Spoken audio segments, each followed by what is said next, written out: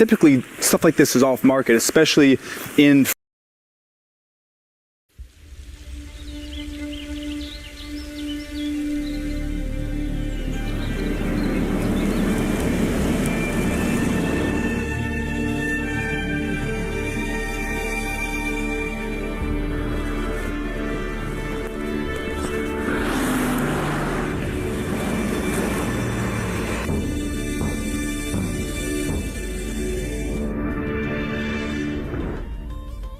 the top out-of-sight class.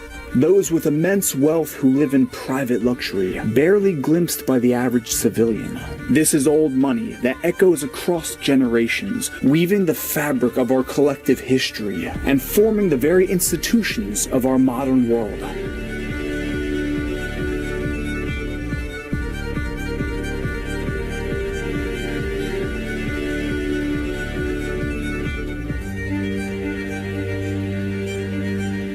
Welcome to Chateau du Champ de Bataille. So welcome to one of the most expensive homes in the entire world. We're here in Normandy, France, where behind me, that's right, that is one of the most expensive homes ever in the world. And in this episode, we're getting a tour of the house, the property, the whole thing. This is the largest private garden in all of Europe, and it's actually so big that we need a golf cart to tour the space. Bonjour. This is Zachary with Barnes International, and he will be touring us around the grounds. Bonjour à tous, welcome everyone. All right, let's roll. Let's go. So the estate encompasses over 300 acres of land, consisting of 6 main structures on the property that we'll be touring. The grotto and the Indian palace. We've got the main chateau and the gardens, then the Greek theater and the greenhouse. We're actually staying overnight here at the chateau, but more on that later. Now, before we immerse ourselves into this world of unfathomable wealth and reveal the price tag of this listing, we need to understand the history.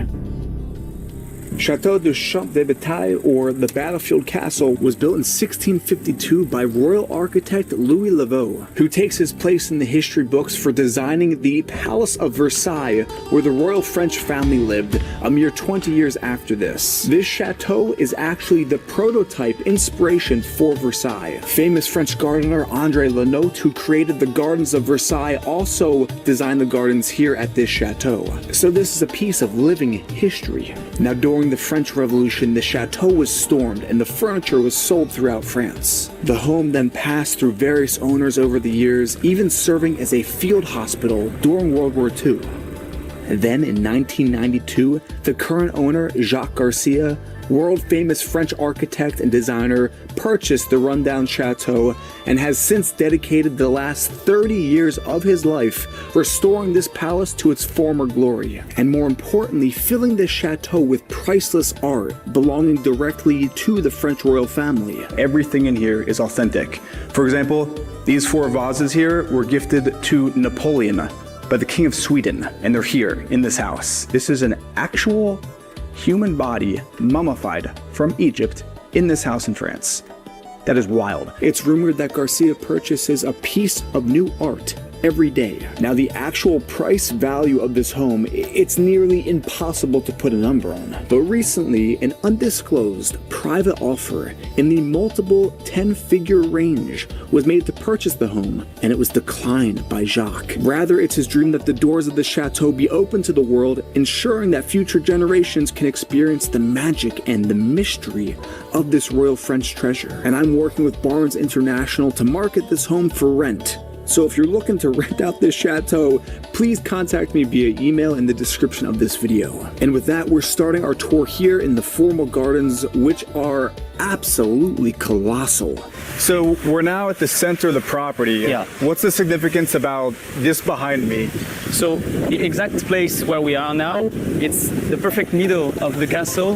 That means there is 500 meters on that part and 500 also on this one. So back in 1992, all of what we're looking at right now was just an overgrown field lost to time, until Jacques found the original garden design plans in the chateau. He then excavated and recreated these gardens exactly how they would have been almost 400 years ago. First, he dug a 550-meter long canal, which is definitely a defining feature of the property, to feed the vast network of elaborate fountains and water features, such as this circular entrance fountain with these gilded statues of dolphins emerging from the sea, surrounding an ornate globe rising in the center. Even where we're standing right now at the center of the property, you've got these wild clawfoot soaking tubs overflowing with water, and the cost to turn on these fountains is apparently 20,000 euro just to turn on and run the fountains here. So you could have a jet ski in here. That's how large this is. It takes a full-time staff of 15 of the best gardeners in all of Europe to maintain and create these elaborate garden designs, consisting of stunning geometrical patterns and even human-sized hedge mazes throughout the property. On the side of the castle, we have a lawn with chess pieces that are probably 8-9 foot tall here, and look how perfect these are. I'm in shock that they can actually do this. The role of the gardener here at the chateau is, I'd say, the most important role because of how much acreage we have. And one of the most intricate and prominent design features in the gardens are the symmetrical lattice design box gardens leading up to the front patio of the chateau. Now, the garden is based on the principle of imposing order and symmetry over the land. And back in the 17th century, the #1 way a king could show his flex and his power over the land was symmetry, controlling nature. So if you notice, all the hedges are squares, because you don't find a square like that in nature. And I think that is just fascinating that they had the ability to do that way back then, and that it's been preserved today with this.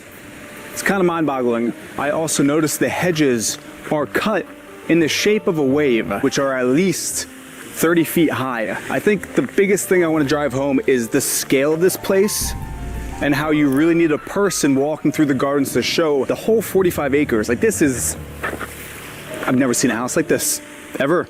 I don't think anyone has, because typically stuff like this is off market, especially in France and the Paris market. It's very private, and in the past 3 years, Zachary was saying that they're becoming a bit more public facing, using things like social media to sell, so here we are. Damn. There's also a theater here. Yeah, so it's inspired by a Greek temple, because during the 17th century in Europe, the archaeologists, they just discovered all the Greek temple and everything, so that they were trying to reproduce it in all the biggest home, like this castle, for example. Wow. So back in the day when they discovered the Greek theater, the wealthiest of the wealthiest wanted to say, hey, I want to have a Greek theater at my home.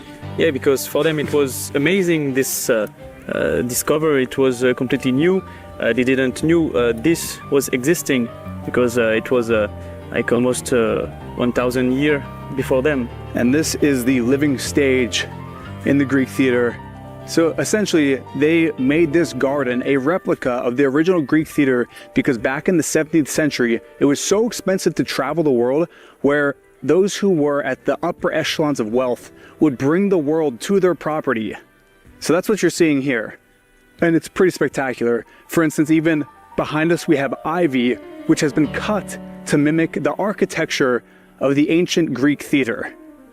That's ridiculous. I mentioned that there's 15 gardeners that maintain this land. They planted flowers that start blooming in May and end in October. So the entire year you have bloomed flowers. And that's where that price tag of $1 billion comes from, because you really can't put a price on this because it's history and it's art.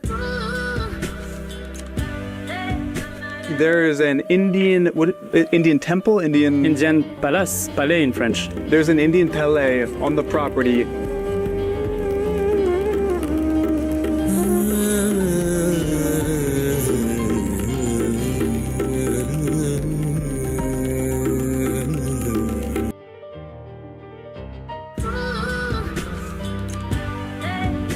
There is an Indian temple? Indian palace, palais in French. There's an Indian palais on the property.